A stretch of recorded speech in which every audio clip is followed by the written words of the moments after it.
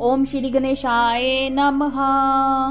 हर हर महादेव। देवताओं का हिमालय के पास जाना और उनसे सतर्क हो उन्हें उमार्दन की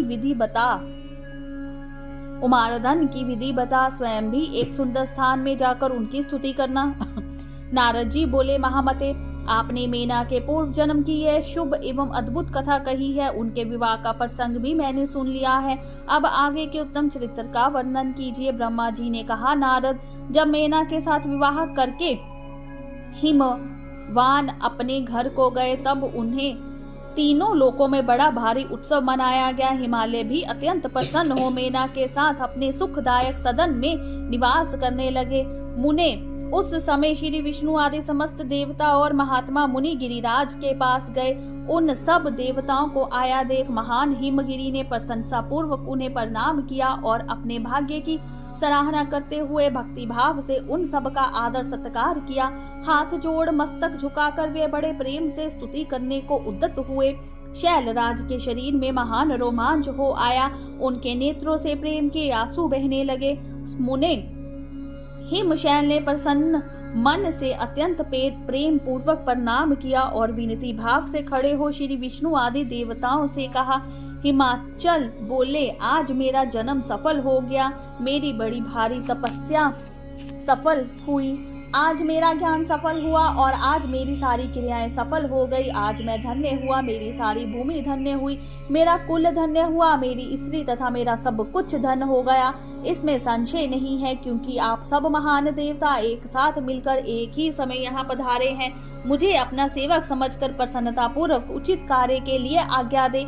हिमगिरी का यह वचन सुनकर वे सब देवता बड़े प्रसन्न हुए और अपने कार्य की सिद्धि मनाते हुए बोले। देवताओं ने कहा, महाप्रयाग हिमाचल, हमारा हितकारक वचन सुनो। हम सब लोग जिस काम के लिए यहाँ आए हैं उसे प्रसन्नता पूर्वक बता रहे हैं। गिरिराज पहले जो जगदम्बा उमा दक्ष कन्या सती के रूप में प्रकट हुई थी और रुद्र पत्नी होकर सुदीर्घ काल तक इस भूतल पर क्रीड़ा करती रही, वे ही अंबिका सती अपने पिता से अनादर पाकर अपनी प्रतिज्ञा का स्मरण करके यज्ञ में शरीर त्याग अपने परम धाम को पधार गई। हिमगिरी वह कथा लोक में व्याख्यात है और तुम्हें भी विदित है। यदि वे सती पुनः तुम्हारे घर में प्रकट हो जाए तो देवताओं का महान लाभ हो सकता है। ब्रह्मा जी कहते हैं, श्री विष्णु आदि देवताओं की यह बात सुनकर गिरिराज हिमालय मन ही मन प्रसन्न हो आदर से झुक गए और बोले, प्रभु ऐसा हो तो बड़े सौभाग्य की बात है। तदनंतर वे देवता उन्हें बड़े आदर से उमा को प्रसन्न करने की विधि बताकर स्वयं सदाशिव पत्नी उमा की शरण में गए। एक सुंदर स्थान में स्थित हो समस्त देवताओं ने जगदम्बा का स्मरण किया और बारंबार प्रणाम करके वे वहां श्रद्धा पूर्वक उनकी स्तुति करने लगे। देवता बोले, शिवलोक में निवास करने वाली देवी उमे, जगदम्बे, सदाशिव प्रिय, दुर्गा महेश्वरी, हम आपको नमस्कार करते हैं। आप पावन शांत स्वरूप श्री शक्ति हैं, परम पावन पुष्टि हैं, अव्यक्त प्रकृति और महत्ता तव तत्व ये आपके ही रूप हैं। हम भक्ति पूर्वक आपको नमस्कार करते हैं। आप कल्याणमयी शिवा हैं, आपके हाथ में कल्याणकारी हैं। आप शुद्ध, स्थूल, सूक्ष्म और सबका परम आशय हैं। अंत वृद्धा और सुविधा से अत्यंत प्रसन्न रहने वाली आप देवी को हम प्रणाम करते हैं। आप श्रद्धा है, आप धृति हैं, आप श्री हैं और आप ही सब में व्याप्त रहने वाली देवी हैं।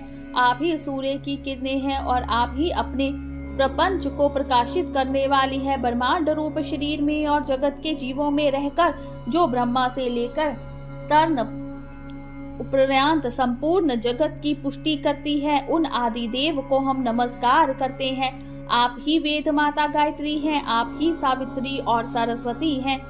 आप ही संपूर्ण जगत के लिए वार्ता नामक वृत्ति हैं और आप ही धर्म स्वरूपा वेदत्री हैं। आप ही संपूर्ण भूतों में निद्रा बनकर रहती हैं, उनकी श्रद्धा और तृप्ति भी आप ही हैं।